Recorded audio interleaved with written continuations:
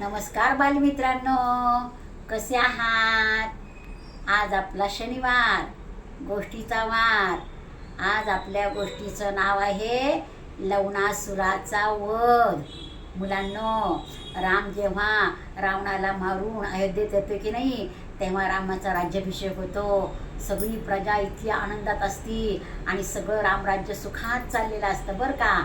एक दिवस रामाची सभा असते आणि सभेच्या दरबारामध्ये अनेक ब्राह्मण येतात बरं का, यमुना तीरीचे. मग राम म्हणतो, काय झालं, इतके ब्राह्मण कशासाठी आलेत? तर ते म्हटले की प्रभू रामचंद्र महाराज, आमच्या इकडे ना लवणासूर नावाचा एक राक्षस रोज येतो आणि तो की नाही ऋषीमुनीचे यज्ञ उद्ध्वस्त करतो, आमच्या मुलाबाळांना पळून नेतो, खातो, आमचे पशुपक्षी पळवतो, तो खातो. आम्हाला त्यांनी भयंकर त्रास दिलेला आहे. मग रामाला खूप राग येतो बरं का. राम असा म्हणतो, आणा आपली सगळी शस्त्र आणि मी आत्ताच्या आत्ता लवणासुराचा वध करतो. मग तितक्याच शत्रुघ्न येतो, म्हणतो, दादा तुम्ही नका जाऊ, मी जातो आता ह्या वेळेला लवणासुराचा वध करायला.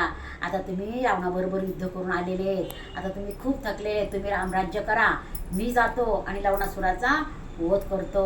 मग रामाला खूप आनंद होतो. मग राम की नाही स्वतःजवळचे 2 असे छान बाण असतात मंत्रवलेले, ते देतो बरं का शत्रुघ्नाला आणि भरपूर अजून शस्त्र देतो, भरपूर सैनिक देतो आणि मग लवणासुराचा वध करायला शत्रुघ्न निघतो बरं का. यमुना तीरी आल्यानंतर सगळे ऋषीमुनी गोळा होतात आणि सगळेजण शत्रुघ्नाचं अभिनंदन करून त्यांना म्हणतात की आम्हाला त्या लवणासुराने खूप वध दिला आहे, आम्हाला खूप त्रास दिलेला आहे आणि तो की नाही मूर राक्षसाचा तो मुलगा आहे लवणासूर आणि त्यांना आम्हाला खूप त्रास द्यायचं ठरवलेलं आहे. तर म्हणजे त्याच्या अंगात एवढी शक्ती कुठून आली लवणासुराच्या? तर ऋषीमुनी म्हणतात की त्यांनी ब्रह्मदेवाचं तप केलं आणि ब्रह्मदेवाला प्रसन्न करून घेऊन ना त्यांनी महादेवाचा त्रिशूळच त्यांच्याकडून मागून घेतलेला आहे. तो त्रिशूळ जेव्हा लवणासुराच्या हातात असतो ना, तेव्हा त्याला कोणीच मारू शकत नाही. बरं बरं म्हणतात, तुम्ही काही काळजी करू नका. मग लवणासूर की नाही तो अन्न गोळा करायला जातो बरं का. जेव्हा तो अन्न गोळा करायला जातो ना, तेव्हा तो त्या त्रिशूळ बरोबर घेऊन जात नाही, फक्त युद्धाच्या टायमालाच तो त्रिशूळ घेतो बरोबर बरं का.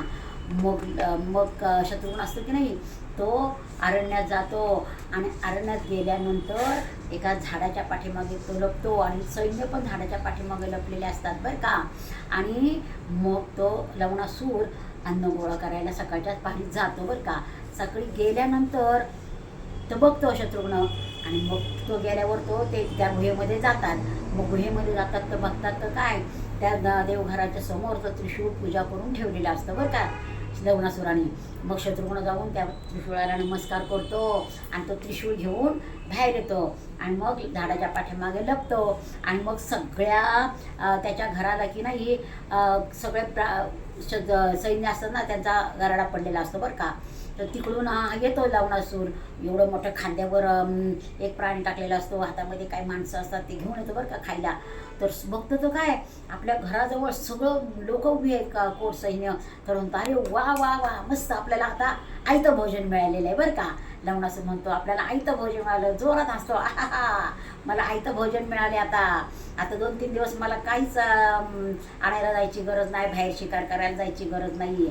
त्यामुळे आपण काय करू, आता शिकारीला जायचं नाही, रोज एक माणूस घेऊन खायचा, त्याला आनंद होतो. मग इकडून शत्रुघ्न आवाज देतो, काय हसतोय लवणासुरा, मी तुझा वध करायला आलेला आहे. मग लवणासुराला खूप राग येतो.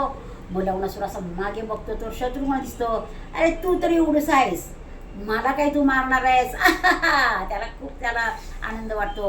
मग लवणासुराला म्हणतो की तो शत्रुघ्न, चल माझ्याबरोबर लढाईला सुरुवात कर. लवणासुराला खूप राग येतो. ते खांद्यावरचं ते खाली टाकतो प्राणी आणि लवणासूर आतमध्ये जातो. बघतो तो काय, त्रिशूळच नाही तिथे. मग म्हणतो, अरे त्रिशूळ कुठे गेला? म्हणून तो बाहेर येऊन बघतो असा. तर शत्रुघ्न म्हणतो, तुझा त्रिशूळ माझ्याजवळ आहे.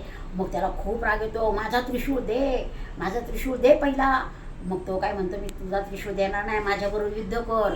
मग लवणासूर काय करतो, तिथे एक डोंगर असतो छोटासा, तो उचलतो आणि असं शत्रुघ्नावर टाकतो. तर शत्रुघ्न की नाही बाणाने तो तो डोंगर की नाही ठिकऱ्या ठिकऱ्या करून टाकतो. मग तो एक झाड उपसतो लवणासूर आणि तसा फेकतो त्या शत्रुघ्नाच्या अंगावर. पण शत्रुघ्न काही जुमानत नाही. तो पण एका बाणामध्ये ते झाड उडून लावतं बरं का. मग तो खूप चिडतो.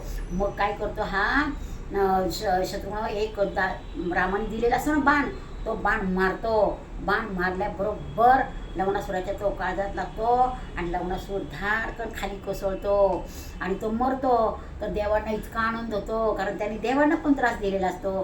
देवांना इतका आनंद होतो, देव त्याच्यावर पुष्पवृष्टी करतात बरं का. कोणावर?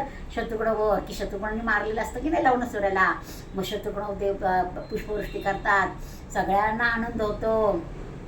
मग यमुनेच्या तीरावरचं राज्य कुठलं असतं? मथुरा.